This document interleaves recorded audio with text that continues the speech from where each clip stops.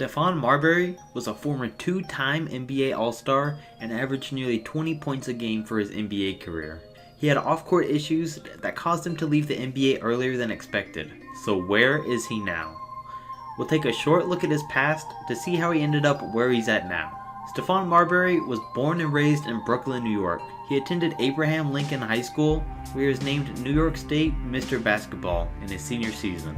He was named one of the top 5 recruits in 1995 and committed to Georgia Tech, where he would end up leading them to a 24-12 record and averaged nearly 19 points per game and 4 assists. He then declared for the 1996 NBA Draft, where he was selected 4th overall by the Milwaukee Bucks, but then traded to the Minnesota Timberwolves for Ray Allen.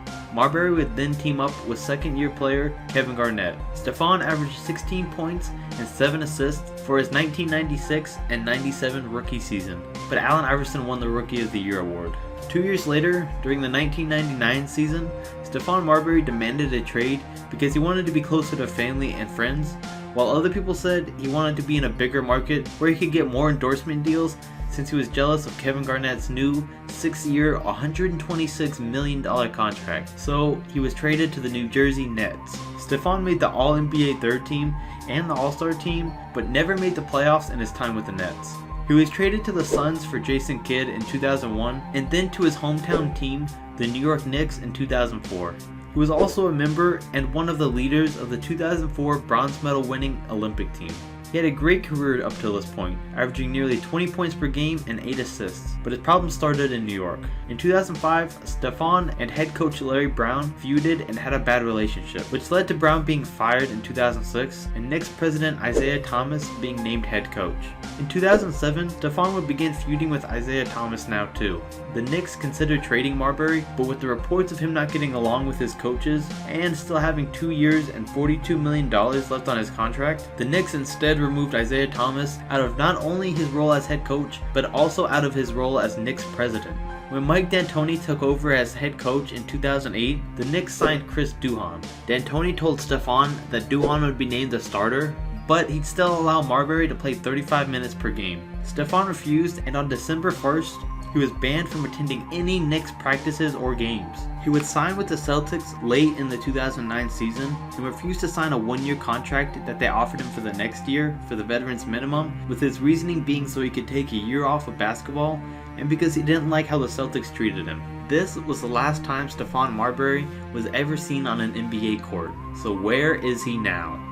After declining the Celtics' offer, he was depressed for a long period of time. He felt the NBA was against him and his career, and it all started when he broke up the star team of himself and Kevin Garnett. He felt that the NBA and David Stern thought that lost him a lot of money. Adding to that was Marbury tattooing his Starbury brand logo on his head, and selling affordable $15 sneakers, and openly criticizing Michael Jordan for his outrageously priced shoes. He felt that the whole NBA had been against him, but in late 2009, his wife encouraged him to get back into basketball. So in January 2010, Stephon signed with the, I'm just gonna guess on this one, Shaanxi Zhongyu Brave Dragons of the Chinese Basketball Association. He averaged 23 points, nearly 10 assists, and 6 rebounds a game for the season.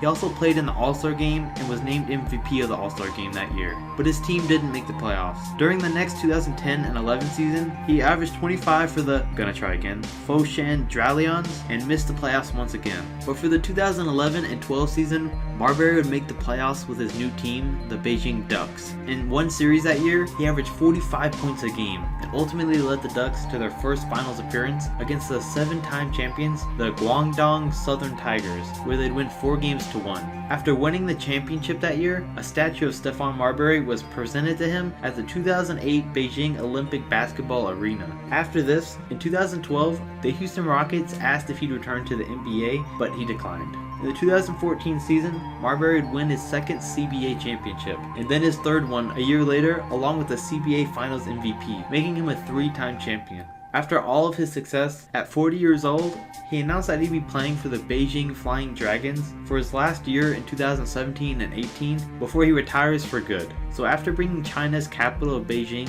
3 CBA championships, he's basically been the Michael Jordan of China. Along with the first statue, he's featured in another one outside of the Ducks practice arena. There's a whole museum, a Broadway musical, and a Chinese film coming out, all based on his life and career. The Chinese government also labeled him as a role model, so he's sort of a big deal there. Aside from the outstanding Chinese basketball career and his issues with former head coaches, he's donated over $5.5 million to different causes throughout the years, including $4 million to various teachers, medics, and police funds throughout New York City. In 2015, he applied for and received a Chinese permanent residence permit, which only 5 former NBA players have obtained.